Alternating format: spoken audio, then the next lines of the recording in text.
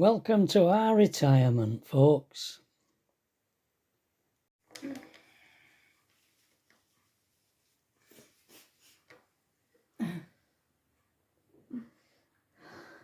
Morning. Do I look all You do? bathed? Yes, all smart and sparkly. Just got a few crumbs from my toast.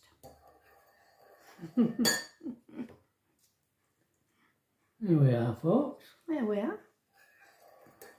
You're getting a bath back. No, I didn't think I'd get a bath. I just thought I'd come down and then when I went up I'd get changed. I think we're going to go out today, aren't we? Are we? Oh, I thought we were. Why? Oh? We're going to Bradford. Today? Why would we go today? It's Sunday. I know. Hey, traffic everywhere. Ah, It'll just be... I just thought it'd be a get out day. Oh, right. Pat wants to go and look at a camper. Naughty me, eh? Probably ain't there. Probably not, but it's a ride out. Don't matter, does it? Okay. But we'd go and have a look at a camper and have This some is- lunch out. This is news to me, folks. I just thought we were talking about it yesterday and, Pat must be feeling well. well, better than I have been. Wow. I felt all right yesterday. Wow. How do you like that? I mean, I'm not completely right, No, I know you're not. but I haven't had any of that medication for 2 days. 2 days? Now, 3 days if I don't have any today, Yeah. but we'll see. Wow. I've been eating nuts Yeah. and I've been good and it still ain't coming down in me. Silly blooming glucose. I think that glycoside, you take that's another tablet and it hasn't done all. I don't think it has. So what's the point in taking it? Yeah. There's no point taking that glycoside, it ain't doing any good. Yeah, well, I'll have to ask what they think.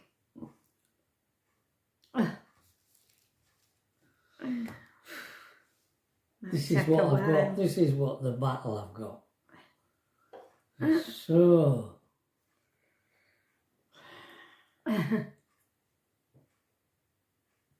So, There's I don't there's know. not an iota of rebelliousness in this person. That side of my hair.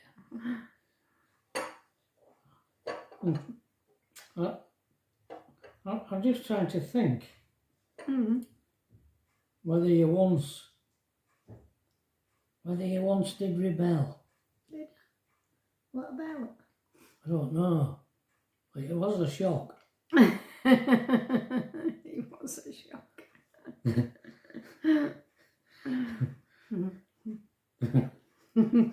Well, if I did, I can't remember. I can't. Oh dear. Look, people are accusing me Of what? of hogging the limelight. On here? Because you've got all the memories and the chit chat, whereas I can't remember a blooming thing. I've always been a forget-me person. I don't know whether it's the way my brain works or what, but I can't remember things as well as you. Can you remember anything about what you were doing when I were in France? No. Listen, if you want Pat to tell you things about what we did then this is what the videos will be like.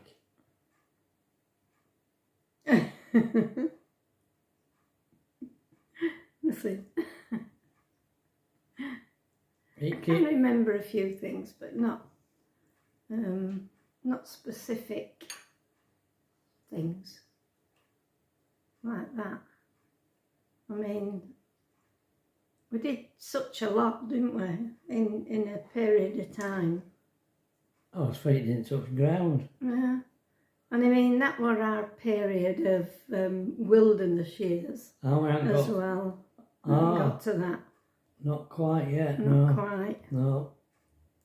No, we haven't got there yet. No. We, I didn't like the wilderness years. No, 20 years of it.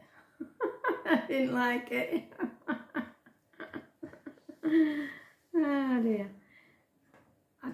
Are you sure you weren't going out to France in that period? No. No. It started in 86. I was out in France in 85. Oh, right, just before then. Yep. Yeah. Yeah. I was saying that when we were doing these pianos, that this house we'd bought. She's got to blow nose. This house we'd bought. The front entrance didn't come into the house. It came into like an alleyway, and it ran under the new bedrooms that I'd put on, didn't it? And it was open at the other end. You came through a door at one end, and it was open at the other end, and you had to walk down the side of the house to the back door. But in this alleyway, under the new extension of bedrooms, there was a door into another room that were under the bedrooms, and it was the old washing house, but it were a biggish room, and it had a big set pot at one end, and that's where we set up as piano restoring business in there. Cleaned it all out, didn't we, and set it up. And I was saying to Trevor, do you remember when we used to strip pianos with nitromos, and because it only had one small window and then this door that led into alleyway, the fumes from the nitromos used to build up, and I used to feel myself sort of getting a bit heady. Health and safety people will all be tearing their hair out at this point. Yeah, so I used to have a chair that I put outside, and I'd go sit outside for that was our extractor fan, the chair in the alleyway outside. till I felt all right again, and then I'd carry on. Oh, sometimes I'd think, oh, I've done enough, I'll do something else. I mean, I didn't work long hours in there. I'd do so much, and then I'd go do something in-house or what have you. Garden or... Yeah. I mean, I would point out at this point that alleyway, when you looked at the front of the house... You didn't know it were an alleyway. You didn't know it were an alleyway, you'd think it was front door. So you'd open this door and there's this alleyway, and you could see into the garden at the other end of the alleyway. It was just open. And when you looked up, it was just the floorboards of the bedrooms. Above. I mean, there was no insulation or anything, and that wind used to whip through into that alleyway, you know. I mean, in the winter, the bedrooms were absolutely freezing, weren't they? Yeah, and there was no heat, no... We didn't have any central heating. It was make no wonder we had ice on inside the windows. Yeah, Yeah, we did. Into, yeah. We eventually we blocked the alleyway off at that end. And am I getting ahead? We are a bit. What we're definitely getting ahead of ourselves. But all right. If I said when we had the workshop built, Austin, Norton and Bonners built it. They charged us VAT on it, and I found out after they'd built it that there were no VAT on commercial properties when it were a workshop. And I rang him up and I said, "Is that right, Austin? That there should be no VAT on it?" And he says, "Do you know, that never occurred to me." He says, "So actually, I owe you that money that I charged you, the VAT. I think it was about 1,500 quid." And I said, "Well, I'll tell you what, Austin, instead of giving me that money back, would you come?" And he came and he knocked a doorway in from the front room into that alleyway. And what he did was the door into the workshop was at the other end of the alleyway, and he bricked up the end of the alleyway, and then he put the door in opposite the door that he knocked into in the house, where the front room was, so that you could walk straight through into the workshop. He didn't brick the end of the alleyway up. Oh no! No, we put a door on it. I don't know why we put a door on, but we did. Aye, yeah, we did. So that's how come it finished up, eventually being sealed off. Yeah. From outside, and we eventually made that alleyway into a little washroom with a toilet in it, and one of these washing machine. The toilet or one of these, what do you call them? Macerator toilets. Yeah. I fit it myself, and connected it into main sewer pipe. Quite easy to do with that. Yeah, because it's only a thin pipe, isn't it? It's not a great thick one. Yeah, just a Norton pipe like that, yeah. Yeah. So it meant we didn't have to go upstairs all the time if we wanted to go to the toilet. Well, we did it because of Elsie. Yeah. We're going forward again. Yeah. We'll keep leaping forward. We'll get to Elsie. We'll get to Elsie eventually. But I was still in France at this point. And eventually, I don't know how long I stayed in that hotel, but they didn't want to keep paying them rent for me to stay in that hotel. This shop, it was on the corner. It was in the middle of Caen, on a crossroads actually, because there were traffic lights, and it was on a corner. And it had big windows at both sides of the building, and it had a curved staircase going upstairs. And the window, the panoramic window, was upstairs as well, on that side. But they didn't use the upstairs because they didn't want to be carting pianos up and down there. So the upstairs were never used. But there was a little room going off this big room. I reckon it was probably a clothes shop, something like that, before they had it. Yeah. But there was a little room going off of it, which was probably an office. Right. But it had a glass, like a frosty glass roof on it, did this room. And they put a mattress in there, hot floor.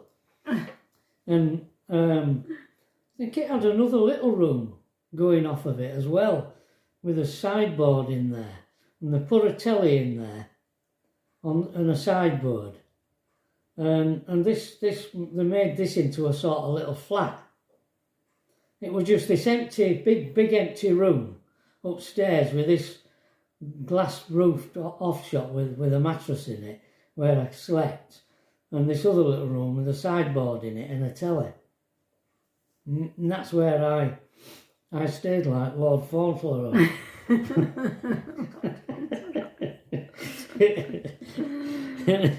It must have had some cooking facilities up there. I don't. Did I have an hot plate? You must I have seem had to remember you boiling cabbage up in a pan. Yeah, because I was sick of all this rich food that they ate. I just wanted something simple and clean and unadulterated. Yeah, like Pat said earlier, I didn't get on too well with French food. Yeah, and so I stayed in this flat. And I when I wasn't working, I used to go for a walk round Cairn. I once got lost. Took me blooming ages to find my way back. But I found out that eventually this area, it was like a Jekyll and Hyde area, where this shop was. Because on a night time, it were a red light district. And I soon found out that. Now I've told this story before, so you'll have to bear with me, you folks who have heard it before. But one night, I was in bed sleeping on this mattress on the floor, and I heard this commotion going on somewhere. See, it's hard to describe, but when you just looked at the shops, it was just like a high street with shops on it. Probably flats above the shops. I think they were stone built, I think. But when I went upstairs, there must have been a window at the back of something, because I found out that there were like a courtyard at the back of these shops and houses, where, you know, shops with flats above, like a courtyard at the back of them. And I heard this commotion going on. I didn't know if it were in this courtyard or what the heck were going on. But then I started to see these, like a light. Someone was shining a torch, a floodlight or something. I could see it going into my room where I was. I thought, what the heck's going on? So I got up and I walked into a big empty room and had a look at the front window from, you know, upstairs there. And I looked down onto the street, and there were the police cars there, and they were just bundling a bloke in his underpants into the back of a police car. And what on earth's going on? And then all of a sudden, this copper who bundled this guy into the car turned round and started shining this torch up at where I was upstairs, and I backed off real quick, and I was up against a wall in this room, and this searchlight, whatever it was, what you could see it down, coming round wall, and that, you know, like in these films you see on telly, Great Escapes in prisoner war camps, and there's this light going across floor and walls, and the prisoners are dodging it. Running in between light. Well, I were doing that.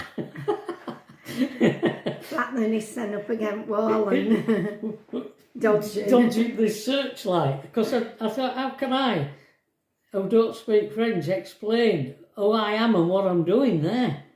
Yeah. Because they might have thought I was somebody they were looking for. So I thought, and while I was doing all this, it's amazing how your mind works, isn't it? I was thinking, what am I doing here? This is so crazy. Because I really did start to question what I was doing over in France, doing this job. Eventually I did question it, but that's another story. Yeah.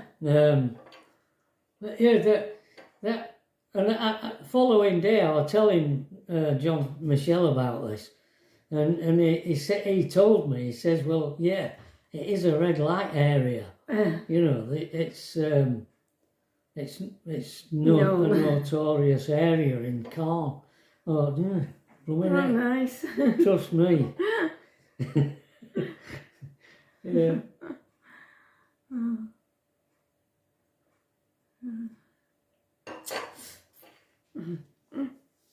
All this excitement. Oh yeah, you had lots of excitement because, I mean, even then you found out that there were a racetrack where they did pony and track racing. And you used to go running, didn't you, down to it and then do a circuit. I used to go run down to it, do so many times around this circuit, and then come back. Come back.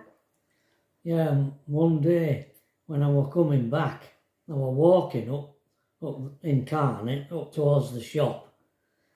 The shop. And suddenly something hit me on this bone here. You know, this bone here hit me. You thought you'd been shot, didn't you? Yeah, I thought I'd been shot. I sort of stumbled back with impact of it. And this thing landed on the floor, and it was like a porcelain ink. You know, something you... In a school you get these ink things that were porcelain. Yeah. In desks. Like that. Somebody in one of these flats above these shops had thrown it at me. And I tell you what, it didn't have bruise. It had a right lump. It was black. This lump that come up. It's a good job it didn't hit me on the head. Yeah. But at that time, it was at that time that Liverpool were playing. I don't know who they were playing, but it were in a stadium in Belgium, I think. Was it the IJssel? Yeah. The IJssel Stadium or something. I think it was. And a wall, the fans were messing about and they knocked a wall down, and a load of, Italians? Fans who got killed. Don't know. I remember that such a long time ago. Well, it'd be 1985 if anybody who remembers it. And there's a lot of Italians live in Caen. And I wondered if it was because they knew you were English. I were English. Because I'd been going up and down there every day for. I was out there for about 6 months altogether, I think you were. Yeah, only for 10 days, and then I used to come back. And then go back again for 10 days. 10 days a month. Yeah. So that were another experience you had. Yeah. I was gradually getting put off of France, I'll tell you. Yeah. Oh dear. Did we go out yesterday, Pat? What happened yesterday? Oh, I'll tell you what. I found out Alethea, she went with this friend of hers on the train to London. She went to see a Shakespearean play. Much Ado About Nothing. Yeah. That's what she went to see. And come back same day. Yeah. And do you know, this friend of our Tracy's, of our Alethea's, got a deal, and they travelled first class on a special deal that they were doing. She bought these tickets a while ago. Yeah. On a special deal, so they were travelling first class, there and back. But same price as they'd have travelled regular. Second class, yeah. Yeah, they did. She said it was lovely. We got free hot chocolate on the way back and free apple juice and crisps in lounge, first class lounge. First class lounge. She said it were great. Travelling in style. Our Tracy says I've never travelled in I have class. Never ever. I haven't. I've never been first class on a train. Oh, there, yeah. So she got home about 10:30 or something, all right? Yeah. Bit time the taking Emily home. Right. David picked him up. Fancy going off to London for a day to see a play? Eh? It's a different world, isn't it? Well, they're going to Scotland, aren't they, for a day to see some other... I don't know whether it's a band. Is that for a day and all? Well, they're staying overnight, I think. There. Oh, right. Yeah. Right.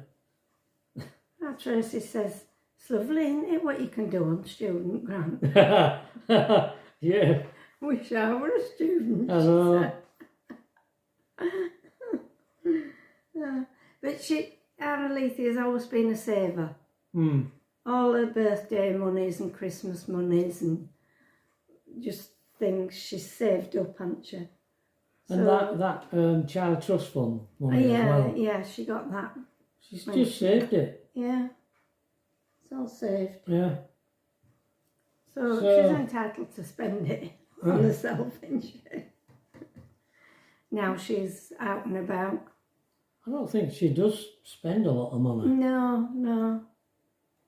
Yeah, not yet. Occasional breakfasts out and yeah, sort of little things.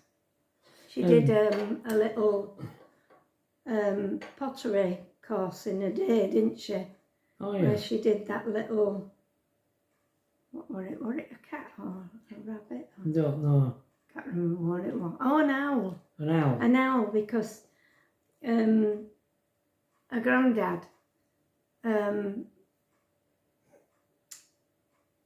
supports the Sheffield Owls. Oh, is that Sheffield Wednesday? Yeah. Yeah, the Owls. Owls. Oh, right, So yeah. she was thinking of giving it to him. And she says, well, I gave him an owl for Christmas.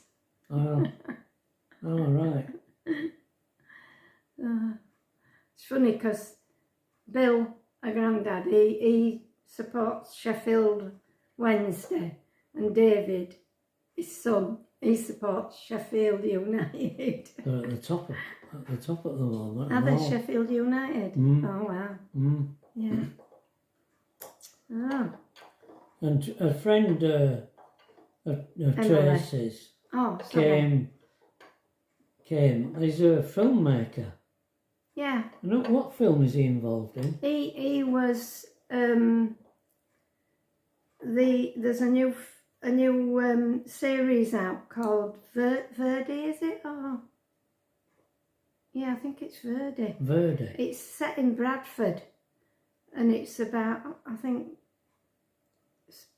a lot of it's about the Asian community. And James followed the director round, filming what were going on. He's been filmmaking since he left school, yeah, since he left school, yeah. Done a lot of things. He's the son of a lady that Tracy used to look after, help with her daily business, because she were involved with being on a panel for when prisoners came up for parole. Was Assia, wasn't she? So James was a son. her son. She had a daughter as well, but she's moved away. And he took up filmmaking, and is it Alethea just coming down? Yeah. I was just thinking about James, his filmmaking, and you being interested in photography. Well, I think we've been on long enough. I think we have. Yeah. All right, folks. See you tomorrow, all being well. Bye.